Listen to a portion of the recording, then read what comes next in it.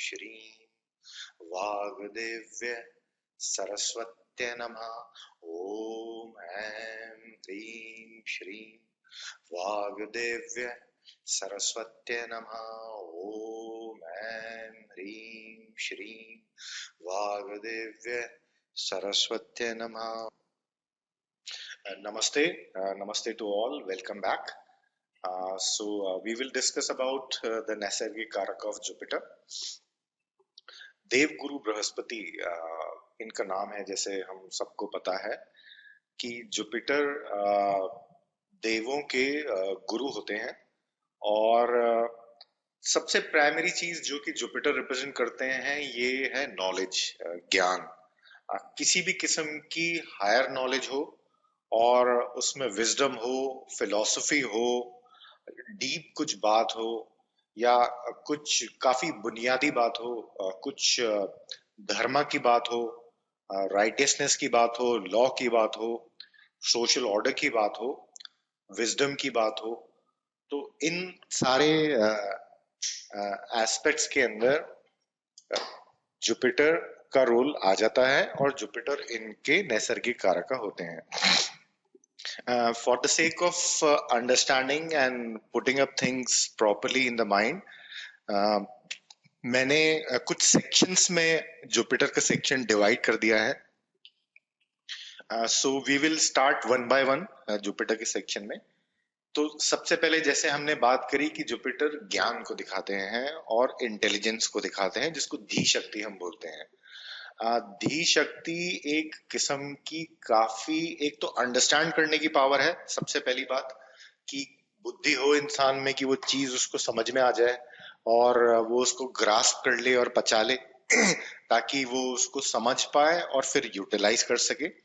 Discrimination बहुत आसानी से, जिनका जुपिटर स्ट्रांग होता है या फिर जुपिटर इस चीज को रिप्रेजेंट करते हैं, चीजों को अलग अलग देखने की और क्लियरली आइडेंटिफाई करने की कि दूध कितना है और पानी कितना है। विजडम भी जुपिटर से निकल के आती है और जुपिटर इसके नैसर्गिक कारक होते हैं। कुछ काम कभी करना है कभी नहीं करना है का ज्ञान होना। हमारे पास स्किल सेट हो सकते हैं, हमारे पास सिचुएशन हो सकती है, पर कोई चीज करें या नहीं करें या फिर किसी सिचुएशन में किस तरह से बिहेव करा जाए कि सबसे बेस्ट पॉसिबल रिजल्ट निकल के आए, उस चीज को अंडरस्टैंड करने की जो पावर है और जिसको हम विजडम बोलते हैं, वो जुपिटर से आती है। जुपिटर बहुत तरह की फिलॉसफीज को रिप्रेजेंट करते हैं। वो कोई भी तरह की फिलॉसफीज हो सकती हैं। वो किसी सोशल ग्रुप की अपनी फिलॉसफीज हो सकती हैं, वो किसी कास्ट क्रीड की अपनी पॉलिसीज हो सकती हैं या फिलॉसफीज हो सकती हैं, किसी रिलीजन की फिलॉसफीज हो सकती हैं, कुछ लोगों की फिलॉसफी हो सकती हैं। तो वो जो सारी की सारी फिलॉसफी है इन जनरल, वो जुपिटर उसके नैसर्गिक कारक होते हैं। हमने शुरू में बात करी थी कि देवों के गुरु होते हैं बृहस्पति। सो जितने भी किस्म के गुरु हम सोच सकते हैं या फिर जो भी बहुत ज्ञानी लोग होते हैं, टीचर्स होते हैं, वो सारे के सारे जुपिटर से रिप्रेजेंट करे जाते हैं। अगर हम बात करें अलग अलग लेवल्स की, तो college level education, masters level education और पीएचडी लेवल जो एजुकेशन मॉडर्न सिस्टम में चलती है, या फिर गुरुकुल में भी जो हायर सेंस ऑफ लर्निंग है, उसके जितने भी प्रोफेशनल्स हैं और जितने भी लोग जो कि जैसे प्रोफेसर्स, लेक्चरर्स वगैरह जो होते हैं, जो कि higher level of knowledge provide करते हैं सोसाइटी में, और थोड़ी डीपर सेंस में वो नॉलेज जाती है, क्योंकि वो एक बेसिक कोकून को तोड़कर इंट्रोडक्शन को समझने के बाद आगे बढ़ने की बात होती है। तो वो सारी की सारी चीजों को भी जुपिटर उसके नैसर्गिक कारक होते हैं। भाषा का ज्ञान, किसी भी भाषा में ग्रामर किस तरह से वो भाषा चलेगी और क्या रूल्स उसके फॉलो होंगे, या फिर शब्दों को तोड़ना और समझना, उसके मीनिंग्स अंडरस्टैंड करना, और या फिर शब्दों का क्रिएशन, जो इन सारी की सारी चीजों का ज्ञान अगर हमको कोई देता है तो वो जुपिटर देते हैं। सेकंड सेक्शन में जुपिटर के हम रिलीजन, धर्म, राइटियसनेस, इन सारे एस्पेक्ट्स को कवर करते हैं। अभी मैंने कवर करा है इस प्रेजेंटेशन में।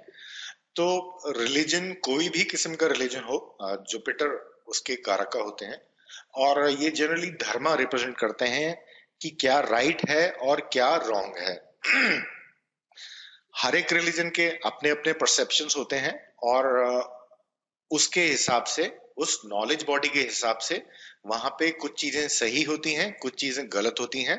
तो उस एस्पेक्ट को जो रिप्रेजेंट करते हैं, उस चीज को जो नैसर्गिकली, जो कि बोले कि बुनियादी तौर पर रिप्रेजेंट करते हैं, वो जुपिटर करते हैं। हमारे सनातन धर्म की बात करें तो वैदिक स्क्रिप्चर्स और वेदास की नॉलेज होना, ये भी जुपिटर से आता है। जुपिटर एक पुजारी को भी दर्शाते हैं, और अभी हम आगे बात करेंगे कि धर्मगुरु और दूसरे किस्म के जो पुरोहित होते हैं, राज पुरोहित होते हैं, वो भी जुपिटर से निकल के आते हैं। जुपिटर उनके नैसर्गिक कारक होते हैं।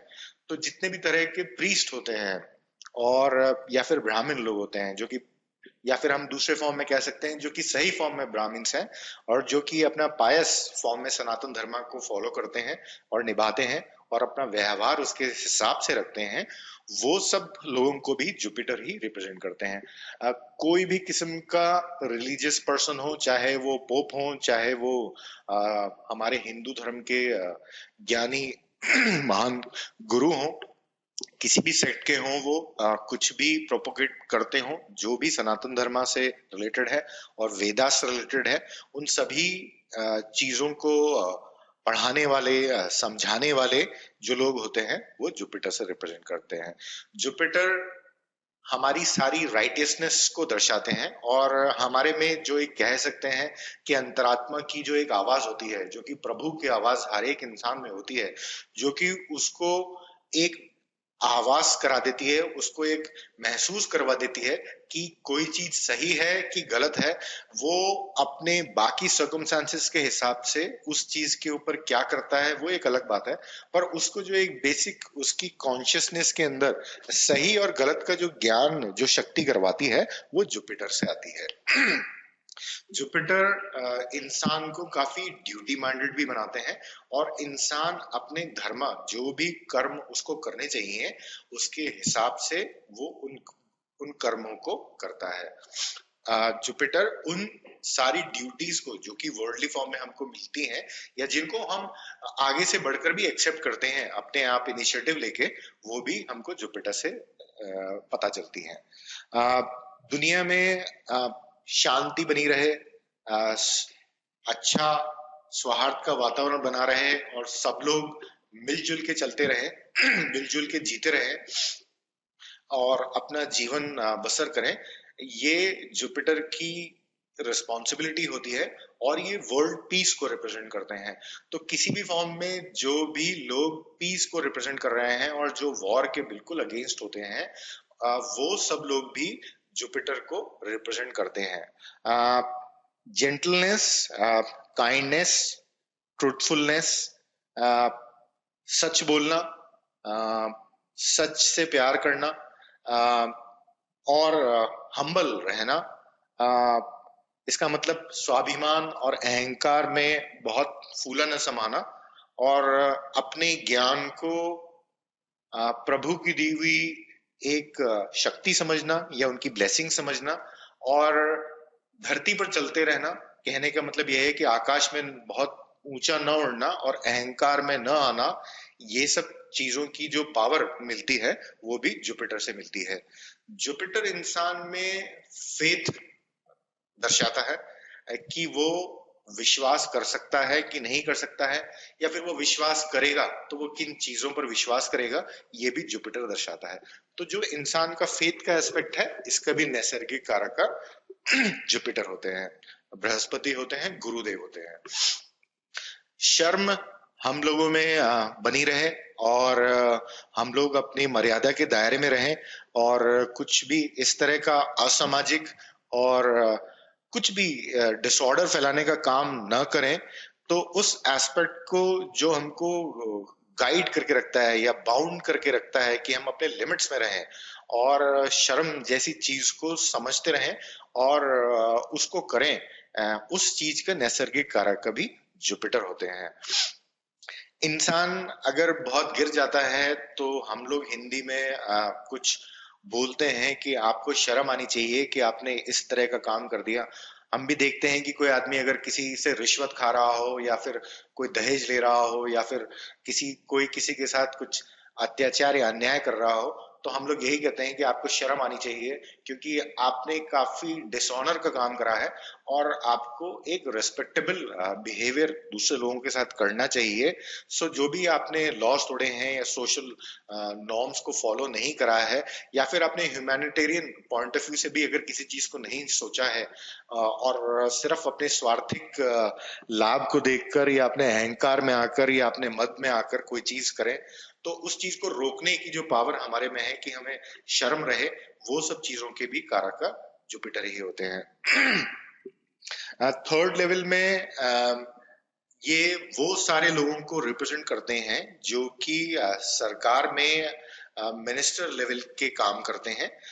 वैसे भी जो प्लानिटरी हायरार्की होती है उसमें गुरु का स्थान एक एडवाइजर की तरह होता है, एक मिनिस्टर की तरह होता है जिनसे सारी एडवाइस राजा लिया करते हैं और फिर वो उनसे धर्म भी समझते हैं कि क्या सही है क्या गलत है। वो उनसे उनकी बुद्धिमत्ता से एडवाइस भी लेते हैं कि क्या चीज करनी चाहिए और क्या चीज नहीं करनी चाहिए, क्या सही है क्या गलत है, क्या जनता के हित में है और क्या जनता के हित में नहीं है। उन सब चीजों की जो हम बोले कि पहचान होना और एडवाइस करना और किसी तरह से या तो सरकार या फिर राजा, गवर्नमेंट या फिर किंग को जो एडवाइजर्स होते हैं और जो उस लेवल पे हायर लेवल ऑफ कंसल्टिंग अगर हम बोले कर सकते हैं और दे सकते हैं, वो सब के सब लोग जुपिटर के नैसर्गिक कारक के दायरे में अंदर आते हैं। ब्रॉडर फॉर्म में हमने अभी थोड़े टाइम पहले बात करी थी, किसी भी तरह की गाइडलाइंस या पॉलिसीज किसी भी रिलीजन की, किसी सेक्ट की, किसी कंट्री की, ये सब चीजें भी जुपिटर के नैसर्गिक कारक तत्व के अंदर आती हैं। फोर्थ जो एक बहुत इंपॉर्टेंट एस्पेक्ट होता है कि जो कि लॉ, जो कि एक ऑर्डर होता है, जो कि एक सिस्टम होता है, जो कि सबको अपने राइट्स और रिस्पॉन्सिबिलिटीज के बारे में बताता है और एक कानून क्रिएट करता है ताकि सोशल ऑर्डर और नॉर्मल ऑर्डर बना रहे और लोग बाग उसके हिसाब से अपना बर्ताव करें ताकि दूसरों को भी परेशानी ना हो और सब लोगों के जो राइट्स हैं, जो उनके अधिकार हैं, वो उनको मिलते रहें और आराम से सब कुछ चलता रहे। तो लॉ को जुपिटर ही रिप्रेजेंट करते हैं। अब वो लॉ पूरे विश्व का लॉ हो, इंटरनेशनल लॉ जो हो सकता है, किसी कंट्री का लॉ हो जैसे हर देश में होता है, अलग अलग स्टेट्स में या फिर सब सेक्शंस में जैसे भी उस कंट्री का एडमिनिस्ट्रेशन डिवाइड हो रखा है, एक सिटी लेवल पे, एक मेयर के लेवल पे या उसके भी नीचे कस्बे के लेवल पे क्या लॉ होने चाहिए और किसके हिसाब से वो चीज चलती रहे, वो सारी की सारी चीजें जुपिटर रिप्रेजेंट करते हैं। एक कम्युनिटी के लॉ भी हो सकते हैं, एक ग्रुप के लॉ भी हो सकते हैं। तो जितनी भी लीगल चीजें सारी आती हैं जो कि एक सोशल ऑर्डर या फिर एक रैशनल ऑर्डर सोसाइटी में एस्टैब्लिश करती हैं, वो जुपिटर के दायरे में आती हैं और जुपिटर उन सब चीजों के नैसर्गिक कारक होते हैं। धर्म हमने जैसे अभी बात करी थी pure religious point of view से, यहाँ पे हम धर्म बात करें राइटियसनेस और रैशनलनेस के पॉइंट ऑफ व्यू से, तो उन सब चीजों को भी जुपिटर रिप्रेजेंट करते हैं। अब व्यक्तियों की अगर बात करें तो जो पूरा के पूरा लीगल प्रोफेशन है, इसमें चाहे आप जजेस ले लीजिए, चाहे आप लॉयर्स ले लीजिए, चाहे आप नोटरीज ले लीजिए या फिर जितने भी लोग इस पूरे प्रोफेशन में काम करते हैं, वो सारे के सारे लोग जुपिटर से रिप्रेजेंट होते हैं। जुपिटर उनके नैसर्गिक कारक होते हैं। उसके बाद नेक्स्ट सेक्शन में जितनी भी किस्म की वेल्थ है, जो कि रिचेस है या ट्रेजर्स है, जो कि मनी है, वो पेपर असेट्स हैं कि वो हार्डकोर कैश है, कि वो कोई मेटल है, या फिर वो कोई ज्वेल्स है, या फिर वो कोई और फॉर्म में मनी है जिसको हम यूटिलाइज करके कोई भी प्रोडक्ट्स और सर्विसेज खरीद सकते हैं, या दुनिया में सांसारिक तरह से अपना काम कर सकते हैं कि आपको कोई भी चीज करवानी है और आप उसके लिए कोई चीज या तो रिटर्न में दे दीजिए, या फिर आप हार्डकोर मनी जनरेट करके दे दीजिए, तो आपको प्रोडक्ट्स और सर्विसेज जो भी आपको चाहिए वो मिल जाएंगी। तो जो सारी की सारी जो चीजें हैं जो हम सेकंड हाउस से भी देखते हैं चार्ट में, वो सारी की सारी चीजों को जुपिटर रिप्रेजेंट करते हैं। तो इकोनॉमी एक ब्रॉडर सेंस में, और फाइनेंस जो कि मैक्रो लेवल पे वर्ल्ड इकोनॉमिक्स को समझना, आ, उससे रिलेटेड सारी चीजों को समझना, किसी कंट्री के फाइनेंसेस को समझना, या उस कंट्री के फाइनेंसेस को होल्ड करना, या फिर उस डिपार्टमेंट को मैनेज करना।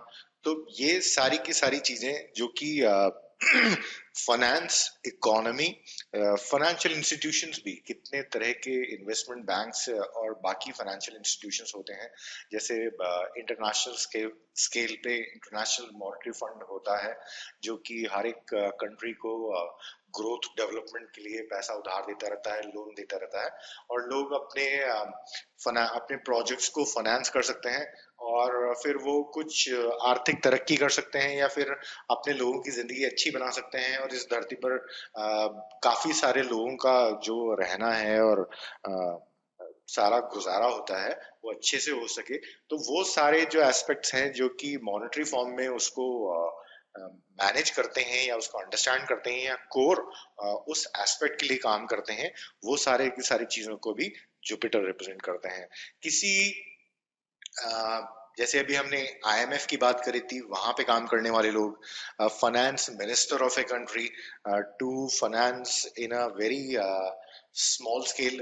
अगर हम किसी कंट्री से उतरकर नीचे स्टेट लेवल पे जाएं या फिर सिटी लेवल पे जाएं, तो उसमें भी जो लोग काम करेंगे इन चीजों को मैनेज करने के लिए, वो फाइनेंस की सारी चीजें ब्रॉडर फॉर्म में जुपिटर उनको रिप्रेजेंट करते हैं। जुपिटर का एक बहुत इंपॉर्टेंट काम होता है टैक्स लेवी करना, टैक्स लगाना, और टैक्स को कलेक्ट करना। तो किसी भी किस्म के टैक्सेस होते हैं जो कि हम लोग पे करते हैं, जैसे हम लोग इनकम टैक्स पे करते हैं, हम लोग हाउस टैक्स पे करते हैं, हम लोग इंपोर्ट ड्यूटीज देते हैं बहुत सारे प्रोडक्ट्स पे जो कि हमारी कंट्री में नहीं बनती हैं या फिर कम बनती हैं उनके हिसाब से, जो भी मॉनेटरी पॉलिसीज कंट्री की होती हैं। तो ये जो सारे के सारे पैसे हैं, जो सारे पैसे हैं और चीजों को, रिसोर्सेज को जनता से कलेक्ट करने का जो भी काम होता है, ये जुपिटर के पास होता है। सो सारी अथॉरिटीज और सारी गवर्नमेंट की, या फिर और भी ऑर्गेनाइजेशंस की जो भी बॉडीज हैं वो, और जो इनमें लोग काम करते हैं इंपॉर्टेंट पोजीशंस पे, जो कि एग्जैक्टली इन पॉलिसीज को बनाते हैं, या फिर उन कोर एस्पेक्ट्स जो कि हमने बात करी अभी, रिचेस की, ट्रेजर्स की, इकोनॉमी की, ये सारी की सारी चीजों को जुपिटर रिप्रेजेंट करते हैं। मैंने जान करके ये एक सेक्शन बनाया है क्योंकि मॉडर्न टाइम्स में हमको बहुत सारे लोग ऐसे मिलेंगे जो कि इन सेक्शंस में काम करते हैं और इन डिपार्टमेंट्स में काम करते हैं।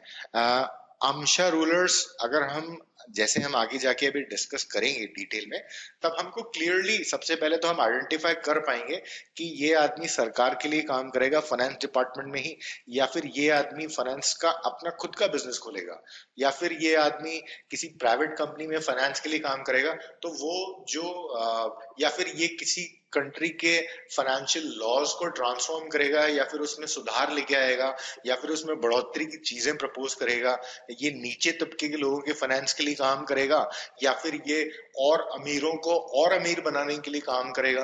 वो सारी की सारी चीजें हम लोग अमशा रूलर से और बाकी इन्फ्लुएंसेस से देख सकते हैं। बट सबसे पहले अभी हमको ये समझ होनी चाहिए कि ये सारे के सारे जो एस्पेक्ट्स हैं, ये जुपिटर रिप्रेजेंट करते हैं, और जुपिटर इनके नैसर्गिक कारक हैं। बहुत इंपॉर्टेंट जो कि एक चीज है, जो बच्चे होते हैं, जो चिल्ड्रन होते हैं, ये भी जुपिटर से रिप्रेजेंट करे जाते हैं।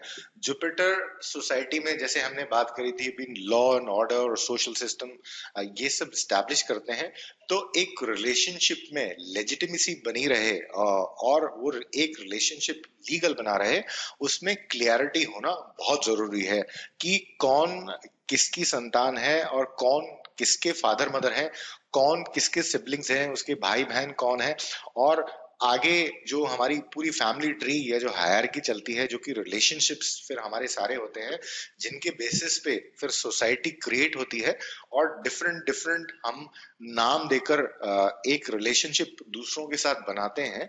इसके जो कारक हैं वो भी जुपिटर होते हैं। जुपिटर गुरु, सुनने की शक्ति, हियरिंग के भी कारक होते हैं। हम लोग पांच तत्वों को और हमारी पांच ज्ञानेंद्रियों को अभी राशि चार्ट में पांच भावों में और पांच तत्वों को मैप करेंगे आगे आने वाले समय में। तो अभी हमको ये याद रखना बहुत जरूरी है कि हेयरिंग, जो कि सुनने की शक्ति है, उसके कारक का जुपिटर होते हैं। और थोड़ा सा ब्रीफ में ये कर दूं कि सनातन धर्म में हमें ये बताया गया है, मैंने शायद ये इंक्लूड भी करा है मंत्र के सेक्शंस में इनिशियली, कि पूरे संसार की, पूरे विश्व की, जो कि पूरे ब्रह्मांड की जो उत्पत्ति हुई है, वो ओम शब्द से हुई है। और वो एक शब्द है, तो मैनिफेस्टेशन होने के लिए वो शब्द इस्तेमाल करा गया। सुपर पावर ने, जो कि हमारे ऑलमाइटी हैं, उन्होंने उस शब्द को इस्तेमाल करा। और जो क्रिएशन की जो हेयरिंग से पावर है, वो जुपिटर रिप्रेजेंट करते हैं। मधुर जो फ्लेवर होता है, जो कि स्वीट, मीठा जितना भी होता है, वो जुपिटर से रिप्रेजेंट करा जाता है। इन जनरल चार्ट में अगर जुपिटर स्ट्रांग हो तो एक इंसान के अंदर टेंडेंसी होती है, या फिर अगर स्ट्रांगली जुपिटर लग्न को या सेकंड हाउस को, जो कि फूड का हाउस होता है, वहां पे अगर स्ट्रांगली इन्फ्लुएंस कर रहा है, तो भी इंसान को मीठे का फ्लेवर बहुत अच्छा लगता है और वो मीठा खाने का शौकीन होता है। यहाँ पे जब हम लग्न पे दृष्टि देखेंगे, तो हम जुपिटर की ग्रह दृष्टि देखेंगे, फ्लेवर के पॉइंट ऑफ व्यू को अंडरस्टैंड करने के लिए। वो तत्व कैसे लग्न को इन्फ्लुएंस कर रहा है, इस चीज को हम ग्रह दृष्टि से देखेंगे। और कोई भी प्लैनेट, कोई भी ग्रह लग्न को, इंसान की खुद की सिचुएशन को और उसकी इंटेलिजेंस को किस तरह से इन्फ्लुएंस कर रहा है, इसमें ग्रह दृष्टि का बहुत इंपॉर्टेंट रोल होता है, क्योंकि ये डिजायर से आती है। इस एस्पेक्ट को भी हम आगे कवर करेंगे, जब हम डिफाइन करेंगे कि इंसान के लग्न के ऊपर सत्व गुण ज्यादा है, रजोगुण ज्यादा है कि तमोगुण ज्यादा है, और उस हिसाब से उसका अपना एटीट्यूड किस तरह से निकल के आता है, तो उस समय हमें काम आएगा। तो अभी हमको सत्व गुणा के पॉइंट ऑफ व्यू से जुपिटर समझना है, और ये समझना है कि जुपिटर लग्न को इन्फ्लुएंस करते हैं, तो मीठा खाने का इंसान को अच्छा लगता है, उसको वो फ्लेवर अच्छा लगता है और वो कंज्यूम करता है। कुछ चीजें और जो कि जुपिटर से इम्पोर्टेंट रिप्रेजेंट करी जाती हैं, वो है एल्डर ब्रदर और बड़े भाई हमारे, और हमारे ग्रैंडफादर। गुरु एक तरह से एक इंसान का बड़े भाई की तरह ही होता है, क्योंकि गुरु खुद भी साधना कर रहा होता है। अगर हम प्योर रैशनल फॉर्म में, वैदिक फॉर्म में बात करें और किसी नॉलेज बॉडी की हम बात करें, तो गुरु खुद भी किसी फॉर्म में साधना कर रहा होता है, और उसका जो शिष्य होता है वो भी उसके साथ जब होता है, तो वो उसको उसी तरह से ग्रूम करने की कोशिश करता है, उसको वो नॉलेज देता है। तो शिष्य के लिए गुरु एक फादर ना होके एक बड़े भाई की तरह होता है, जो कि उसको गाइड करता है, उसके सिंस को एब्जॉर्ब कर सकता है बहुत बड़े फॉर्म में। और हायर लेवल ऑफ गुरुज में अगर हम बात करेंगे, तो वो लोग गुरु इसीलिए होते हैं क्योंकि उनमें एक कैपेसिटी होती है कि वो हमारे सिंस को एब्जॉर्ब कर ले और हमारे पाप माफ हो जाए। सो इस फॉर्म में जुपिटर एल्डर ब्रदर को और बड़े भाई को रिप्रेजेंट करता है। ग्रैंडफादर एक बहुत इंपॉर्टेंट रिलेशनशिप है, जिसको भी जुपिटर, जिनके नैसर्गिक कारक होते हैं। मेटल्स के पॉइंट ऑफ व्यू से गोल्ड, सोना जो होता है, वो जुपिटर का मेटल होता है। जुपिटर इंसान को मंत्र का बहुत अच्छा ज्ञान देते हैं। जो दो ग्रह इंसान को मंत्र की पावर देते हैं, वो दो ग्रह होते हैं जुपिटर प्राइमरी। वैसे तो सारे ग्रह कुछ ना कुछ ज्ञान जरूर देते हैं, पर मेरी समझ से दो ग्रह बहुत इंपॉर्टेंट होते हैं मंत्रस की पावर के लिए, मंत्रस को समझने के लिए, उनका ज्ञान आने के लिए। और उसमें जुपिटर होते हैं, और दूसरे जो प्लैनेट होते हैं वो राहु होते हैं। जुपिटर येलो कलर, पीले, सारी की सारी पीली वस्तुओं को रिप्रेजेंट करते हैं। जेमस्टोन्स में येलो सफायर, पुखराज जिसको बोला करते हैं हम लोग, वो भी जुपिटर से रिप्रेजेंट करते हैं। यहाँ पे एक प्रैक्टिस जो कि नॉर्मली मैंने काफी ज्यादा प्रेवलेंट देखी है, काफी ज्यादा पॉपुलर देखी है, वो ये होती है कि पॉमिस्ट्री के पॉइंट ऑफ व्यू से जो माउंड्स होते हैं पॉमिस्ट्री के, वो ज्योतिष के साथ कुछ लोग मिक्स कर देते हैं, और उन माउंट्स को वो लोग प्लैनेट के माउंट्स बना देते हैं। और इसी लॉजिक को इस्तेमाल करके जो इंडेक्स फिंगर इंसान की होती है, जो फर्स्ट फिंगर होती है, उस फिंगर के अंदर येलो सफायर लोग बना देते हैं। पर नॉर्मली वो जो फिंगर होती है वो धर्मा की होती है, और वहां पे कोई जेमस्टोन नहीं पहनना चाहिए। वो हमारी स्पिरिचुअल प्रैक्टिसेस के लिए अच्छा नहीं होता है। जुपिटर का जेमस्टोन अगर धारण करना हो किसी को, तो वो रिंग फिंगर में, जो कि सबसे छोटी उंगली के बगल वाली उंगली होती है, जो कि जिसको मंगल का और सूर्य का माउंड कहा जाता है पॉमिस्ट्री में, वहां पे लोग वहां पे पहनना चाहिए। और वो धर्म के लिए वो फिंगर होती है, और वहां पे जुपिटर सबसे बेस्ट सूट करता है, और वहां पे उसका सही उपयोग निकल के आता है। ये चीजें मैं अपने खुद के एक्सपीरियंस से भी बता रहा हूँ, क्योंकि मैं जेमस्टोन्स को थोड़ा समझता हूँ अच्छे से, और मैं उनको अपनी बॉडी पे धारण भी करता हूँ। और उसके बाद मेरे अंदर क्या तरह के थॉट्स आ रहे हैं और किस तरह के थॉट्स आ रहे हैं, ये मैं ऑब्जर्व करता हूँ। सो जब मैंने ये थ्योरी सुनी थी, उसके बाद मैंने इसको अप्लाई करा, और मैंने इसको बिल्कुल सही पाया है कि इंडेक्स फिंगर पे कोई भी किस्म का जेमस्टोन या फिर मेटल भी नहीं पहनना चाहिए। वो स्पिरिचुअल प्रोग्रेस के लिए अच्छा नहीं होता, किसी न किसी फॉर्म में, चाहे वो अग्रेशन हो, चाहे वो मद हो कि मैं इस चीज को बस हासिल कर लूं, या फिर वो किसी किस्म का अहंकार हो, वो सारी की सारी चीजें अपने आप प्रोमिनेंट होनी स्टार्ट हो जाती हैं। तो अगर कोई राहु का या किसी और किस्म का पत्थर उस उंगली पे पहन ले, तो वो बहुत खराब हो सकता है, और वो इंसान को उसकी साइकोलॉजी के हिसाब से भी काफी ज्यादा शॉक्स दे सकता है। तो नॉर्मली लोगों को ऐसे एक्सपेरिमेंट करना मैं सजेस्ट नहीं करूंगा। पर जो सीखना चाहते हैं, और जो इस पूरी साइंस को कैसे जेमस्टोन्स एक्चुअल में काम करते हैं, अगर वो करना चाहें, तो लिमिटेड फॉर्म में एक्सपेरिमेंट करना चाहिए इनिशियली। फिर धीरे धीरे जैसे इंसान की कैपेसिटी है वैसे वो आगे बढ़ सकता है। But back to the core point, index finger पे येलो सफायर पहनना ठीक नहीं है। जो पुखराज है, वो रिंग फिंगर में जो सबसे चिट्टी वाली उंगली होती है, उसकी जो नेक्स्ट उंगली होती है, उसके अंदर हमको पहनना चाहिए। ह्यूमन बॉडी के अंदर हम बात करें तो फैट जितना भी हमारे बॉडी के अंदर होता है, वो जुपिटर रिप्रेजेंट करते हैं। और लीवर को भी जुपिटर रिप्रेजेंट करते हैं। टाइम ड्यूरेशन के पॉइंट ऑफ व्यू से अगर हम बात करें, तो एक महीना का जो समय होता है, वो उसके कारका जुपिटर होते हैं। बहुत इंपॉर्टेंट और बहुत कोर लेवल की बात है कि जुपिटर आकाश तत्व को रिप्रेजेंट करते हैं। आकाश तत्व एक ऐसी चीज है जो कि हर चीज में होता है, और सर्व व्यापकेश्वर श्री विष्णु की तरह हर जगह पे होता है, क्योंकि वो उन्हीं को रिप्रेजेंट करता है। और उसका काम ये होता है कि वो सब चीजों को साथ में लेके चल सके।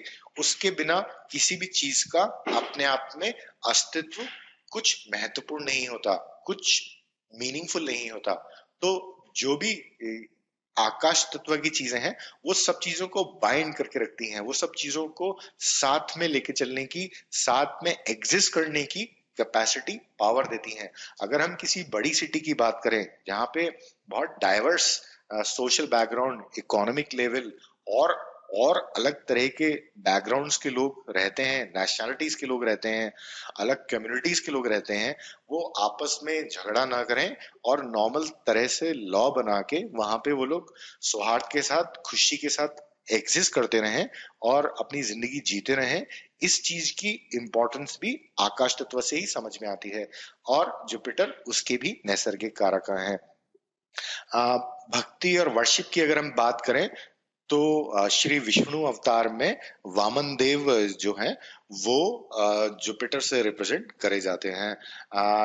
लॉर्ड दक्षिणामूर्ति जो कि लॉर्ड शिवा का एक फॉर्म है, जो कि नॉलेज और गुरु के पॉइंट ऑफ व्यू से हम उनकी पूजा करते हैं।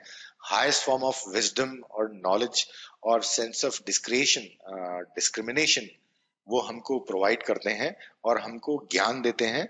उनकी भक्ति होना और उनकी उपासना करने से भी, अगर कोई रेमेडियल मेजर निकल के आ रहा है और जुपिटर उसमें रोल प्ले कर रहे हैं और गुरु का रोल उसमें आ रहा है, तो दक्षिणामूर्ति की उपासना करना हम लोग सजेस्ट करते हैं ज्योतिष में। तो जुपिटर उनके भी नैसर्गिक कारक हैं। श्री इंद्र को भी जो कि स्वर्ग के राजा होते हैं और जो कि इस चीज के लिए जाने जाते हैं कि वो कभी नहीं हारते। श्री विष्णु से जब उनके युद्ध हुए हैं, उस चीज को अगर हम इग्नोर करें और बाकी सारी चीजें देखें, तो वो हमेशा कुछ ना कुछ चीज लगा के, बुद्धि लगा के, ज्ञान लगा के, या तो वॉर करके या फिर उपासना करके अपने अपना पासा इस तरह से फेंकते हैं कि उनकी विजय होती है। और श्री इंद्र को भी नैसर्गिक कारक जुपिटर ही होते हैं। तारा देवी जो कि फेमिनिन फॉर्म में जुपिटर की श्री शक्ति है, वो भी जुपिटर से रिप्रेजेंट करी जाती हैं और उनकी भक्ति होना भी जुपिटर से ही, और जुपिटर उस चीज के नैसर्गिक कारक है। एक और बात अभी याद आ रही है तो मैं इसको अभी इंक्लूड करना चाहूंगा, शायद कुछ लोगों के लिए थोड़ी सी एडवांस हो, बट एक बहुत इंपॉर्टेंट योगा होता है जब प्लैनेट्स, ग्रहज आपस में किसी तरह का रिलेशनशिप बनाते हैं जो कि उनको आपस में बाइंड कर देता है, तो वो एक दूसरे के साथ मिलजुल कर या फिर कोहेरेंस में काम करना स्टार्ट कर देते हैं। ऐसे जो योगा प्लैनेट्स और ग्रहस के बीच में बनते हैं, ये ज्योतिष में 4 तरह से बनते हैं। हम लोग आगे आने वाले स्लाइड्स में देखेंगे, आगे आने वाले समय में हम देखेंगे कि ये 4 तरह के रिलेशनशिप्स किस तरह से बनते हैं और फिर ग्रहस में आपस में किस तरह के राजयोगा या दुर्योगा। राजयोगा का मतलब है फेवरेबल चीजें, वेलकमिंग चीजें, ऑनर की चीजें, और दुर्योगा का मतलब है कि अनफॉर्चुनेट चीजें, ज्यादा सफरिंग या फिर किसी भी तरह की परेशानियां। सो ग्रहज में जब एक रिलेशनशिप स्टैब्लिश हो जाता है तो वो योगा बनाती हैं।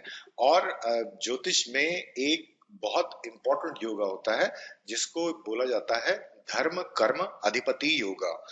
इस स्पेसिफिक योगा के अंदर दशम भाव का जो लॉर्ड होता है, जो कि हमारा सबसे पावरफुल क्वाड्रेंट होता है, और क्वाड्रेंट होने के हिसाब से वो श्री विष्णु और कर्म, एफर्ट करने की शक्ति को रिप्रेजेंट करता है। और जो 9th हाउस होता है वो सबसे पावरफुल ट्राइन होता है, त्रिकोण होता है, जो कि मदर गॉडेस लक्ष्मी को रिप्रेजेंट करता है और ब्लेसिंग्स रिप्रेजेंट करता है और उनकी तरफ से बेस्ट विशेस रिप्रेजेंट करता है, कुछ अचीव करने की, कुछ इजीली अचीव करने की।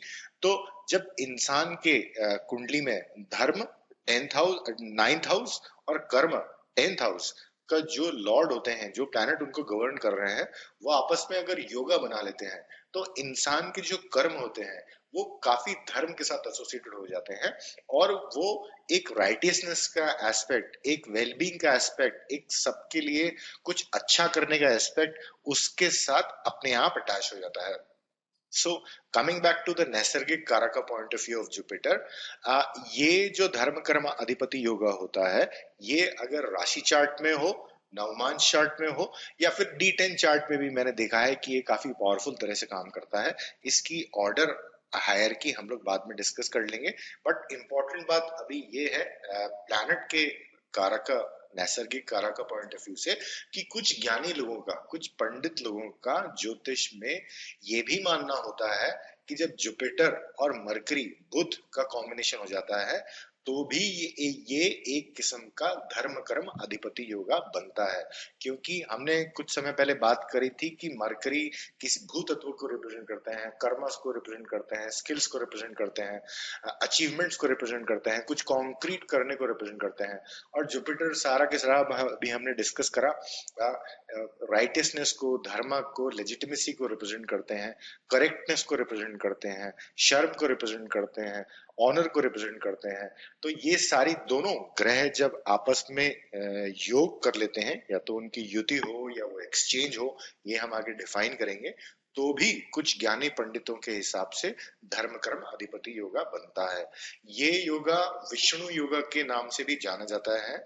और इस योगा में जैसे हमने डिस्कस करा, और जो कि बहुत एविडेंट है, क्योंकि नैसर्गिक कारक से क्लियरली निकल के आ रहा है कि उस इंसान का वर्क, अचीवमेंट्स और उसका धर्म और राइटियसनेस का योगा हो गया है, तो ये दोनों चीजें आपस में मिलके चलेंगी और वो चीजें सेपरेट नहीं हो पाएंगी उस आदमी की पर्सनालिटी में से। So on and all, Jupiter के नैसर्गिक कारक का प्राइमरी इंट्रोडक्शन अभी के लिए इतना है। अभी फिर आने वाली स्लाइड्स में हम लोग कभी बाकी सारे प्लैनेट्स, ग्रह कवर कर लेंगे। इस लेवल पे अगर आप लोगों के कोई भी क्वेश्चंस हो तो व्हाट्सएप में या फेसबुक में आप पोस्ट कर दें।